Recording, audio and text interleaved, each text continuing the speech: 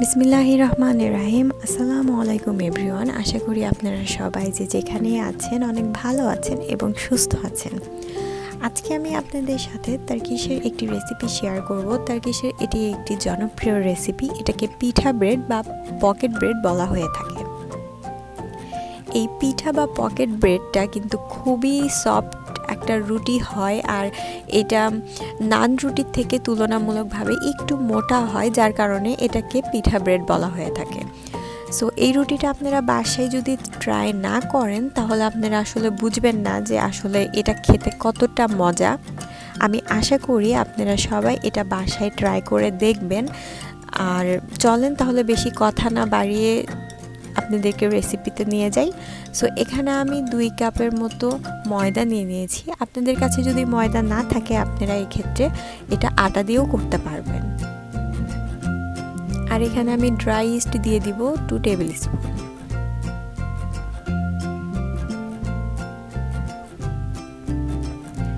Two tablespoon sugar,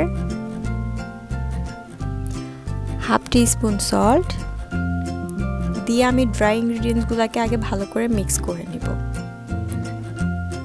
আর হ্যাঁ, আমি এখানে 2 টেবিল স্পুন অলিভ অয়েলও দিয়ে দিয়েছিলাম। দিয়ে সবগুলোকে আমি মিক্স করে নিব। এখন আমি এখানে ওয়ার্ম মিল্ক ইউজ করব 1 কাপ। দিয়ে আমি এটাকে মিক্স করে নিব। আর আমি এখানে ওয়ার্ম ওয়াটার নিয়েছি। আর ওয়াটারটা কিন্তু আপনারা একবারে দিয়ে দিবেন না। আপনাদের ডো তৈরি করতে যতটুকু প্রয়োজন ততটুকুই আপনারা ওয়াটার অল্প অল্প করে নিয়ে ডোটা তৈরি করবেন।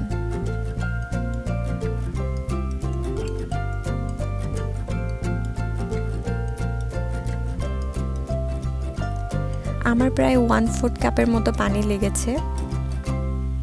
আর এই ডোটা কিন্তু একটু স্টিকি ডো হবে।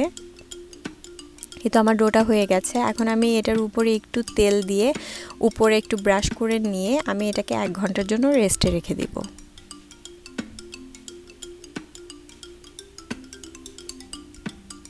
এই তো 1 ঘন্টা পরে আমার ডোটা একদম রেডি রুটি বানানোর জন্য।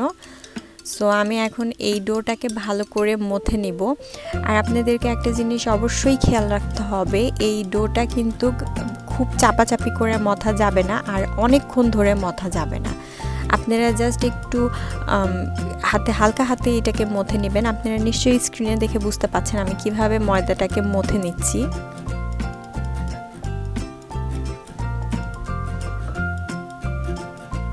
এখন আমি এটাকে 4টা ভাগে ভাগ করে নেব।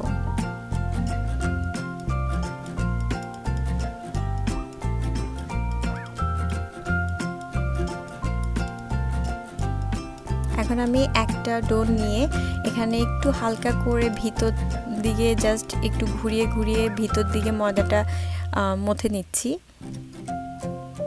আপনারা স্ক্রিনে দেখে নিশ্চয়ই বুঝতে পাচ্ছেন কিভাবে আমি করেছি। আর রুটিটা যখন আমি বেলবো তখন কিন্তু খুব হালকা হাতে রুটিটাকে বেলতে হবে, বেশি চাপাচাপি করে রুটিটা বেলা যাবে না। আর এই রুটিটার থিকনেসটা হবে নর্মাল রুটি বা পরোটার থেকে একটু থিক হবে। আপনারা দেখেন আমি রুটিটা কি রকম ঠিক করেছি। সো আমি এখন রুটিটা ভাজতে চলে যাব। এখানে আপনাদেরকে একটা জিনিস খেয়াল রাখতে হবে, সেটা হলো যে আপনাদেরকে হাই হিটে আগে তাওয়াটা ভালো করে গরম করে নিতে হবে, দেন রুটিটা দিয়ে দিতে হবে। আর রুটিটার এরকম এক পাশ একটু হয়ে গেলে তখন চট করে উল্টে দিতে হবে। আর এই পাশটা আমি জাস্ট 1 থেকে 1.5 মিনিটের মতো কুক করে নিব। দেন আমি এটা আবার উল্টিয়ে দিব। আমার রুটিটা কিন্তু এক সাইড থেকে একটু ফোলা শুরু করেছে। আমি এখন আরেক সাইডে হালকা হাতে প্রেস করে দিচ্ছি যাতে আমার রুটিটা ভালো করে ফোলে।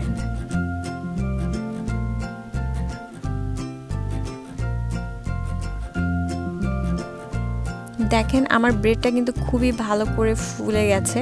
আমি একটু আপনাদেরকে জুম করে দেখাচ্ছি যে কিভাবে ফুলেছে আমার ব্রেডটা।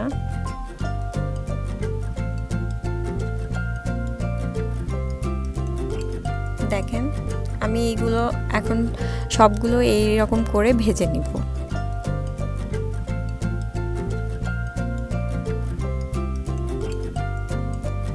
আমার সবগুলো ভাজা হয়ে গেছে। এখন আমি এটার উপরে একটু বাটার ব্রাশ করে দিব। আর উপরে আমি ক্রাশ রেড পেপার দিয়ে দিব। এটা আপনারা ঝাল আপনাদের টেস্ট অনুযায়ী বাড়িয়ে বা কমিয়ে নিতে পারেন। আর ফাইনলি চপ করা ধনিয়া পাতা আমি এখানে দিয়ে দিব। সবগুলো রুটির উপর আমি এভাবে দিয়ে নিব।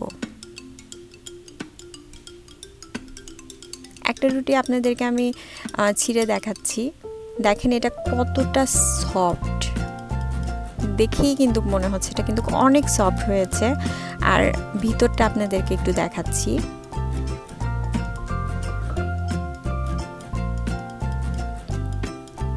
দেখেন একদম ভিতরে পকেটের মতো হয়ে গেছে। সো আমার রেসিপিটা আপনারা বাসায় ট্রাই করে দেখবেন। যদি ভালো লাগে কমেন্ট সেকশনে জানাবেন। আর আমার ভিডিওটা যদি আপনাদের কাছে ভালো লেগে থাকে বেশি বেশি করে শেয়ার করবেন, লাইক করবেন। আর হ্যাঁ, সাবস্ক্রাইব করতে কিন্তু ভুলবেন না। আমার সাথেই থাকবেন। ভালো থাকেন সবাই। আল্লাহ হাফেজ।